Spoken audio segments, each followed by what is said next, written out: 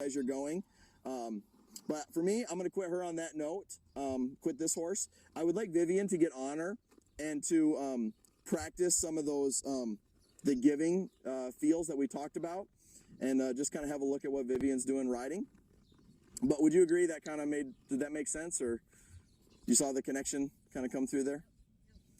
For the haunches in and out, that was a lot worse than she usually is.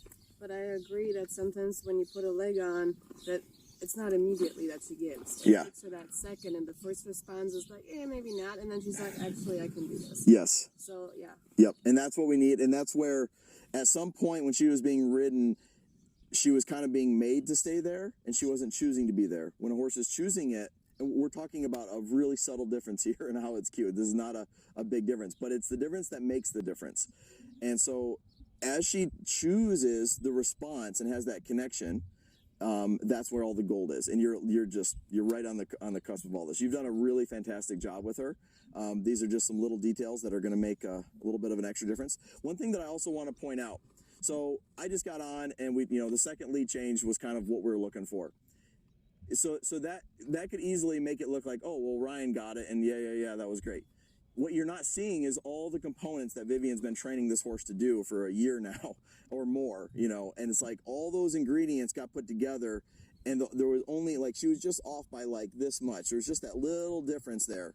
And so what I'm saying is, don't give me too much credit. Give Vivian the credit here for this, because it's easy to, when somebody does it, to then kind of take the credit. And this also happens with teaching, and as well as I do, like, you could be working with a student for months, and then somebody else shows them the same thing, but maybe says a little different, and that was the day they were kind of ready to get it, and they get it. It's like, oh, this instructor is amazing. It's like, what? I've been showing you that for a year, And so I just want to just mention that whenever you see something really kind of happen at that moment, don't undermine all the preparation that's been put in place to get to that spot. That's really important, because Vivian's done a lot of work to get this horse as well trained as she is.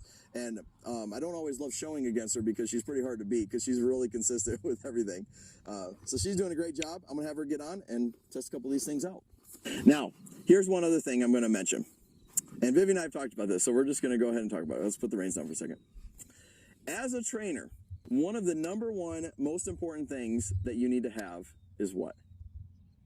Do you know where I'm going to go with this? No. So before I say this, I'm going to say something else. So I have recently been learning to golf, and golfing is really hard. It's a simple thing to do, hit a ball down the field, but it's really hard to get all the mechanics right. And it's very easy to start getting frustrated and hard on yourself for making mistakes. And I have recently been working with a golf instructor, okay? And he saw that I was getting frustrated and that I was walking up to the ball thinking this isn't going to work. It's going to be another bad shot. Here we go again. So as I'm approaching the ball, he goes to me. He goes, stop. He goes, you have to walk up there believing it's going to be the best shot you've ever hit. He goes, if you're not thinking that, you got no chance. And I was like, that sounds like something I say in the horsemanship thing. And so when Vivian stepped on her horse, she made a negative comment, and I said, you've done what did I say? You've done a really good job, or she's a really nice horse. Yeah. And Vivian goes, depends on the day. And I'm going to call her out on that, because as a trainer, you have to have a limitless, eternal fountain of positivity. This is always going to work. It's always going to be the best ride. I know it's not always going to be the best ride, but you will always have the best chance of it being the best ride and going the best if you have that positive energy going into it. Horses get connected to our feel and our energy and our intention unlike anything else. It's really incredible. And you know what I'm talking about. You've seen that before with students and yourself. So I'm just going to call you out on that a little bit, because this has been frustrating. She's been working on this a long time, folks. This isn't like, oh, we just tried this once. She's been putting in hard work into this for a long time. So it's easy to start getting discouraged and getting frustrated with it.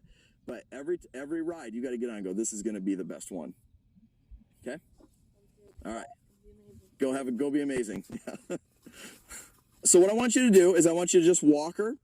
And as you're walking, I want you to just slowly pick up a feel with the reins. And as you're doing that, a split second after your reins, bring your legs on and hug her with your legs. And you're asking her to maintain the exact same speed and get round and soft to everything. And just keep doing that both directions at a walk, and then we'll do it at a trot as well. Yes. That she should start to where she gives before your legs come on. But when your legs do come on, I want you to go ahead and put them on. I don't want it to be a secret, because you're exposing her to understanding that pressure, and that's also important. And when I say pressure, it's literally squeezing her legs. We're probably not even using our spurs at this point. It's just hugging, with your kind of calf. Now, if the horse braces, we are going to use our spur. And a lot of people kind of freak out about that, but it's really the difference of the horse giving to it within a stride or two, or if you ride without spurs, it can be very easy for the horse to lean on it for a very long time. And that ultimately lets them be wrong for too long. One of the misconceptions out there is that horses are very mentally and emotionally fragile, okay? They're very fragile. We have to build their confidence and their understanding in things. And a lot of times people confuse that, and they see a horse that's anxious and they think it's mostly because of the physical pressure. Horses are not that sensitive to physical pressure. They're mentally sensitive and anticipating the pressure coming on. So our job as trainers is to prepare them for it and teach them to understand our aids and understand what's happening. When they do that, you actually get a very confident, very relaxed horse that has an improvement in their overall quality of life everywhere. Now, one thing I want to just state, a phrase that I learned recently that I think is amazing. You can keep riding if you want, if you can still hear me. Is anytime we're learning something new, it's easy to kind of get frustrated and maybe even get a little hard on ourselves about it. And the phrase that I learned recently was, the hard part about learning is it usually has to do with something you know nothing about. Okay? And so the funny part is that it's like, you have to, when you're learning something new, you have to cut yourself some slack and realize you're learning a new challenge. You don't know anything about it yet, and you have to get comfortable going through that process. But maintaining a positive attitude as you go through that is really going to be the key. The second key is whoever is the most willing to put themselves out there and challenge themselves and make mistakes is going to end up getting the furthest, the quickest, okay? The person who doesn't want to feel wrong, doesn't want to put themselves out there, has their ego in the way, and they're anticipating feeling embarrassed about not knowing how to do something, or they're afraid of messing their horse up.